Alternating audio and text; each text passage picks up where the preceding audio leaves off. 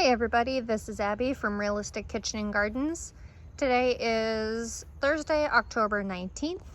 We have yet to have our first frost. I suspect it's coming next Monday, maybe, but here we go. These are the baby overwintering onions. This is High Keeper, and this is, well, some High Keeper, and Red Spring, I think. So these are all hardening off and going to be transplanted once they finish hardening off. And these in theory should mature a little bit earlier than spring planted onion starts or sets, whatever you use.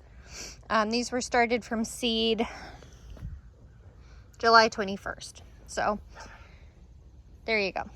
My husband's almost done with the shed. We just need to put trim on. I've put a number of things in the shed, so it's actually going to be usable. And we're jokingly calling it my she shed because it's full of gardening things and all his tools are staying in the garage. Ooh, hi. Look at this big old praying mantis. First time I've seen you. Anyway, without harassing this praying mantis too much, and not falling over, I wanted to show you this garden bed because I planted lettuce along here. Finally, a couple days ago, planted lettuce along here. I did dill over here and cilantro over here, and apparently the seeds went everywhere. I believe that's a baby cilantro. I'm not going to bother you, praying mantis. Baby cilantro, I guess another baby cilantro that went a little too far. I love praying mantises. I see you. You're plenty welcome in my garden. Good predators. This garden bed hasn't changed at all, nor have these. Oregano is probably going to start going dormant. I'm kind of surprised there's no seed pods on this oregano. I want there to be, because I would be happy with lots and lots of free oregano. These may. I don't know. And there's another little thyme plant. This bed is still working on its green manure. I feel like the peas didn't really take root very well. And I feel like this bed, as with the majority of raised beds nowadays, are taking their sweet time germinating, just because I feel like they just dry out too fast. I'm actually, ooh, look, hairy vetch. I didn't know hairy vetch was in this mix too. I just planted it, whatever. It's all good. All good stuff. I was going somewhere with that, but I've forgotten already. I haven't touched this bed. Nasturtiums, lots and lots of nasturtium seeds. I should really make another batch of the pickled seeds for more capers, because I use it in the fennel relish. Haven't done anything with this bed. Lemon balm is doing well. Good King Henry's doing well. Gosh darn yarrow. Calendula I still haven't torn out yet. And whatever that stuff is, that comes up just as bad as yarrow. Hi chickens. Poor Leo is in the middle of molting. Most of the hens don't look like they're molting too bad, but poor Leo is molting. And he's so bedraggled. He looks better today, though. I don't know what he's done. Garlic still hasn't shown up yet. This is a really good size comparison between the two. Cover crops were planted same day, same spot, same seed. But that one was the one that was cardboard covered. But I come in this row usually after work, and I just pluck a few sprouting seeds, volunteers, like this dandelion. Not that dandelion is easy to pluck out because their roots are so big. And see, that one little teeny one. But after a rain is a great time to weed or pull volunteers, because the ground is softer. So, wow, what a difference. That was surface rototilled and that was cardboard. So cardboard's definitely what I'm going with next. The usual garden chaos. I guess we'll go down the way I've been going, is backwards basically. This is the spot, the gosh darn poison hemlock. Can never get it out. This is the spot the overwintering onions will be going. I obviously have to clean it up before they go in. Red Express cabbage, I still have them covered. This is the only thing I have covered still in the Brassica family. They're probably safe because it's been so cold lately, but I just haven't gotten around to it. Slug damage on these. The holes in the leaves are slug damage just because they're so low to the ground. And Green Express cabbage. These are starting to head up nicely. So Green Express is supposed to be 10 days earlier maturation than Red Express. These are 50 days and Red Express is 60. Should have put a hat on, I'm cold. I obviously have forgotten to weed inside this side. I guess I did one side and not the other. And here is the heading broccoli Waltham, which we're gonna play this game, Leo. I really haven't seen heading start, and I'm tempted to put in or put on some nitrogen fertilizer for them, because it's not the fruit that you harvest on broccoli, it's a modified flower. So there. Ooh, I forgot I wanted to show you guys this. So that is catnip that came back from the rootstock because I didn't pull the roots out. This is stinging nettle that volunteered itself, and I don't want to touch it because it will sting me. Leo! You're being a jerk. Stop screaming in my ear. And this is, so you can see with the catnip, it is, well, it's hard to see on camera, but it's a square stem. They have ridges. The leaves are more kind of arrow shaped and nice deep tooths, rounded teeth. And to me, they smell like pot. Sorry, not sorry. When disturbed. And stinging nettle is the same arrowhead shape. This is kind of like a medium maturation leaf, but it's a little bit pointier and narrower comparatively, but they have hairs on it, and the hairs are apparently not the problem. It's like a chemical on the plant. And stinging nettle is actually a really nutritious plant. It has a lot of vitamin C, among other things, and it can spread quite vigorously, but it's a great wild edible. You just need to blanch it. You need to just put it in hot water to kill off the stinging part. And not that I have any over here, but plantain, you know, the plantain herb, is the cure for it. You just rub it on the same spot you've stung yourself with on the nettle, and it helps take it out. I don't really understand that chemical combination, but it's a thing.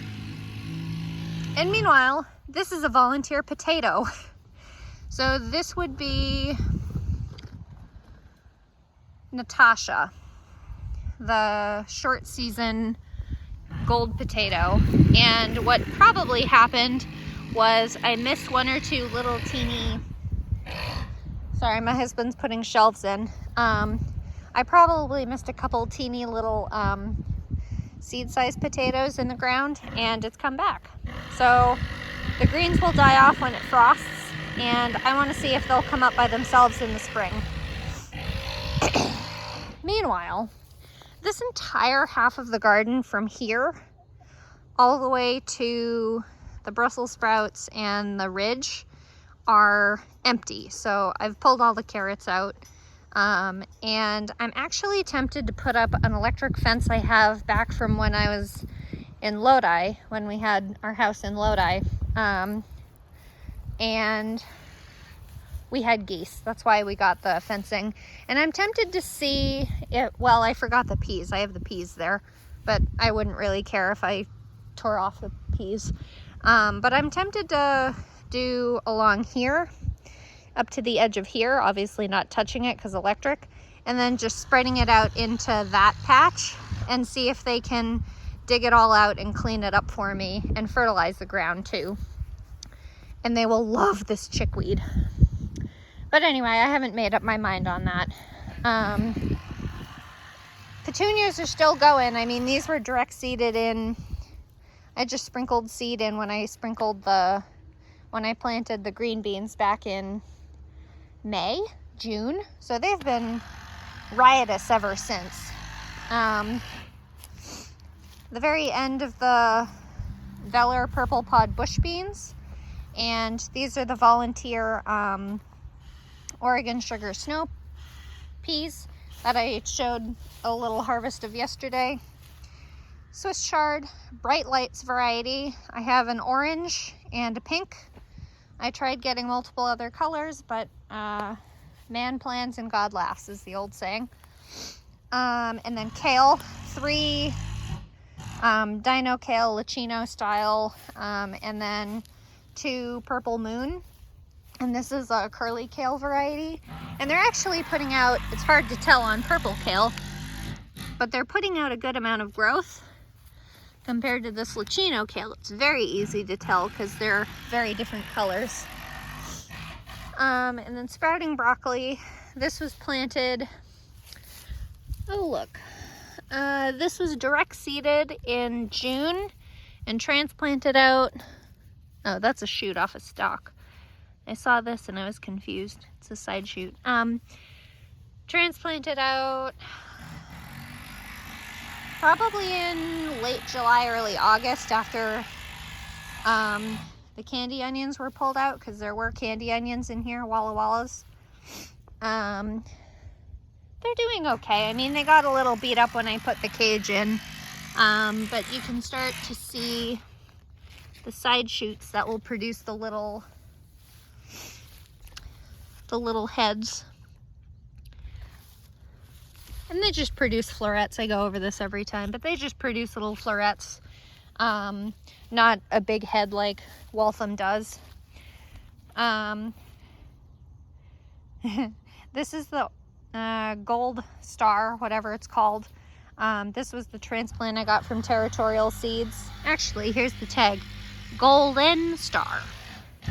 Golden Star. And then this is one of 3.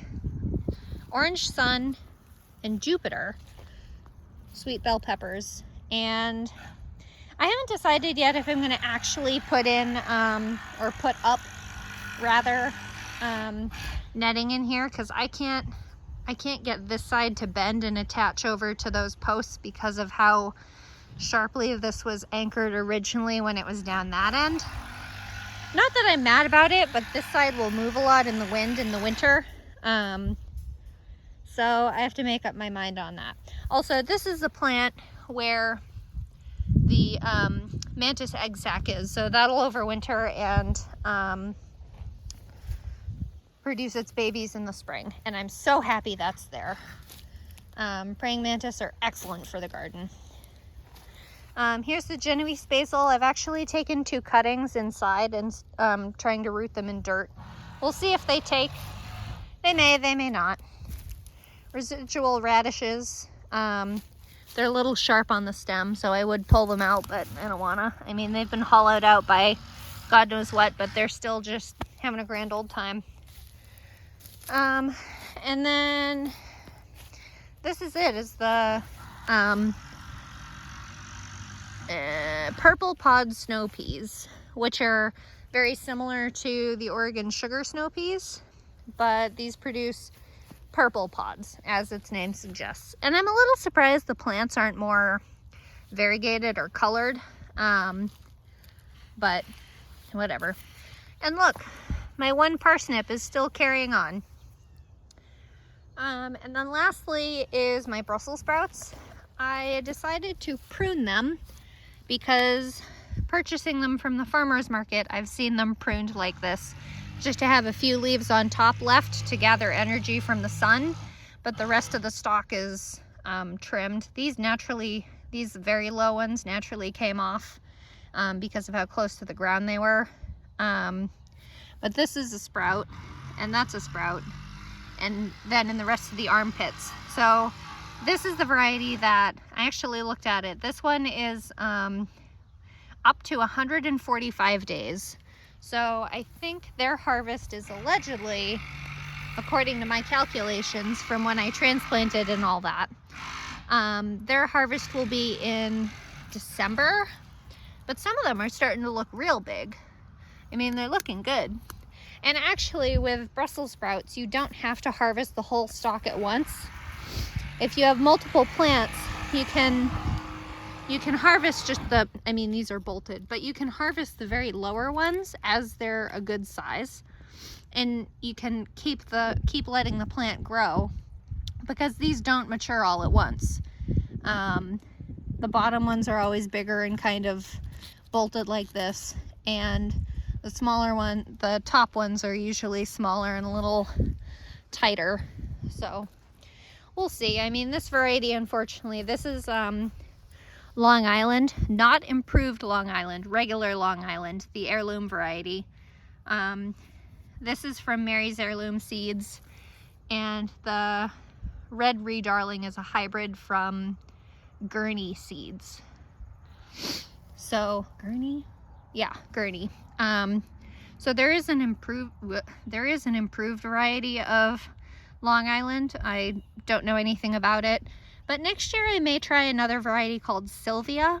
There's another gardener here in Ohio, and she rants and raves about Sylvia, so that might be on my radar for next year. And last, as usual, this is giant basil that still is having a grand old time. This is dark purple opal, or dark opal purple basil, from Mary's Heirloom Seeds also.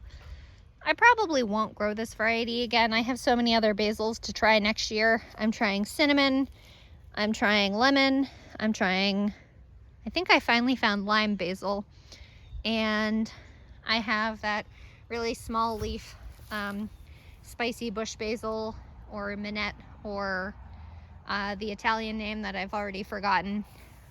And last is this Hungarian semi-hot block that I need to harvest, because this is going to get killed in the frost, which I again suspect is coming on Monday.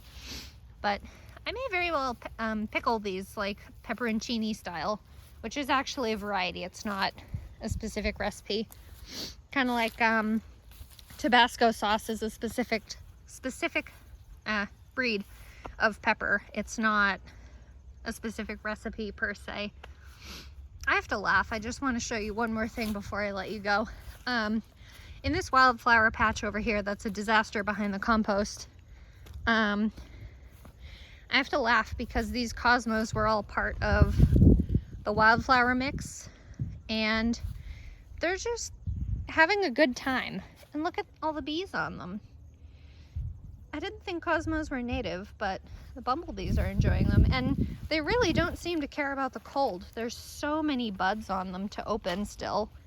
I should take another picture with my R. Like, this one is so full of buds. There's more buds than open flowers on it. And same thing here. I love cosmos. They're so nice and dainty. Hello, bee. And this borage, I don't know if you guys remember from way back in the beginning of this channel, if I remember posting about it, but maybe I haven't. I started borage way too early, and this plant grows, it starts growing really fast. And these are supposed to be excellent flowers for bees, and they do probably use them, but the flowers are so small compared to the cosmos. But these plants just get really quite wild, and they reseed really easily and all that. And I actually can't handle this plant barehanded. I usually need gloves. I mean, look at all the spines and hairs on it. I don't think I'll grow borage again next year. And that's another reason why I want to get the chickens in here, so that they can tear all these out and kill off all the seeds and stuff. So we'll see. What do you think, Leo? Can you do that? He has to think about it a bit. Anyway, if you like this kind of stuff, please like, comment, and subscribe, and follow along my Facebook page, Realistic Kitchen and Gardens. Bye!